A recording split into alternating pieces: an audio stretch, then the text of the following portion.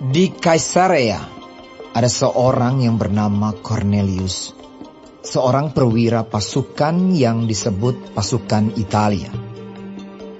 Ia saleh, ia serta seisi rumahnya takut akan Allah, dan ia memberi banyak sedekah kepada umat Yahudi dan senantiasa berdoa kepada Allah. Dalam suatu penglihatan, kira-kira jam 3 petang, jelas tampak kepadanya seorang malaikat Allah masuk ke rumahnya dan berkata kepadanya, Cornelius. Ia menatap malaikat itu dan dengan takut ia berkata, Ada apa Tuhan? Jawab malaikat itu, Semua doamu dan sedekahmu telah naik ke hadirat Allah, dan Allah mengingat engkau.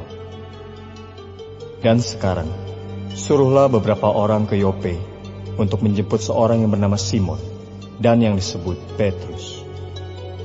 Ia menumpang di rumah seorang penyamak kulit yang bernama Simon, yang tinggal di tepi laut.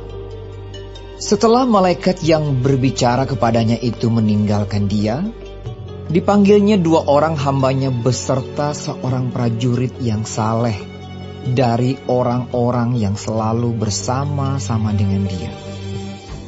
Dan sesudah ia menjelaskan segala sesuatu kepada mereka, ia menyuruh mereka ke Yope. Keesokan harinya, ketika ketiga orang itu berada dalam perjalanan dan sudah dekat kota Yope, kira-kira pukul 12 tengah hari, naiklah Petrus ke atas rumah untuk berdoa. Ia merasa lapar dan ingin makan. Tetapi sementara makanan disediakan, tiba-tiba rohnya diliputi kuasa ilahi. Tampak olehnya langit terbuka, dan turunlah suatu benda berbentuk kain lebar yang bergantung pada keempat sudutnya yang diturunkan ke tanah. Di dalamnya terdapat berbagai jenis binatang berkaki 4, binatang menjalar dan burung. Kedengaranlah olehnya suatu suara yang berkata, Bangunlah hai Petrus, sembelihlah dan makanlah. Tetapi Petrus menjawab, Tidak, Tuhan, tidak. Sebab aku belum pernah makan sesuatu yang haram dan yang tidak tahir. Kedengaran pula untuk kedua kalinya suara yang berkata kepadanya, Apa yang dinyatakan halal oleh Allah, tidak boleh engkau nyatakan haram. Hal ini terjadi sampai 3 kali, dan segera sesudah itu terangkatlah benda itu ke langit. Petrus bertanya-tanya di dalam hatinya, apa kiranya arti penglihatan yang telah dilihatnya itu. Sementara itu, telah sampai di muka pintu orang-orang yang disuruh oleh Cornelius dan yang berusaha mengetahui di mana rumah Petrus. Mereka memanggil seorang dan bertanya, apakah Simon yang disebut Petrus ada menumpang di rumah itu? Dan ketika Petrus sedang berpikir tentang penglihatan itu, berkatalah roh, Ada 3 orang mencari engkau. Bangunlah, turunlah ke bawah, dan berangkatlah bersama-sama dengan mereka. Jangan bimbang, sebab aku yang menyuruh mereka kemari. Lalu turunlah Petrus ke bawah dan berkata kepada orang-orang itu, Akulah yang kamu cari. Apakah maksud kedatangan kamu? Jawab mereka, Cornelius, seorang perwira yang tulus hati dan takut akan Allah, dan yang terkenal baik di antara seluruh bangsa Yahudi, telah menerima penyataan Allah dengan perantaraan seorang malaikat kudus, supaya ia mengundang engkau ke rumahnya dan mendengar apa yang akan kau katakan. Ia mempersilakan mereka untuk bermalam di situ. Keesokan harinya ia bangun dan berangkat bersama-sama dengan mereka, dan beberapa saudara dari Yope menyertai dia. Dan pada hari berikutnya sampailah mereka di Kaisarea. Kornelius sedang menantikan mereka, dan ia telah memanggil sanak saudaranya dan sahabat-sahabatnya berkumpul. Ketika Petrus masuk, datanglah Kornelius menyambutnya. Dan sambil tersungkur di depan kakinya, ia menyembah Petrus. Tetapi Petrus menegakkan dia, katanya, "Bangunlah, aku hanya manusia saja." Dan sambil bercakap-cakap dengan dia, ia masuk dan mendapati banyak orang sedang berkumpul.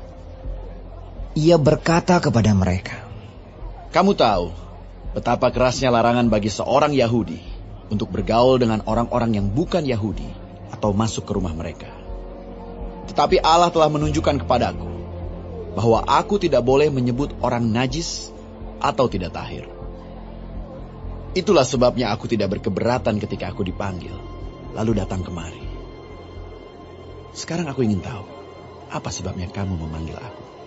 Jawab Kornelius, 4 hari yang lalu kira-kira pada waktu yang sama seperti sekarang, yaitu jam 3 petang, aku sedang berdoa di rumah. Tiba-tiba ada seorang berdiri di depanku, pakaiannya berkilau-kilauan, dan ia berkata, "Kornelius, doamu telah didengarkan Allah, dan sedekahmu telah diingatkan di hadapannya.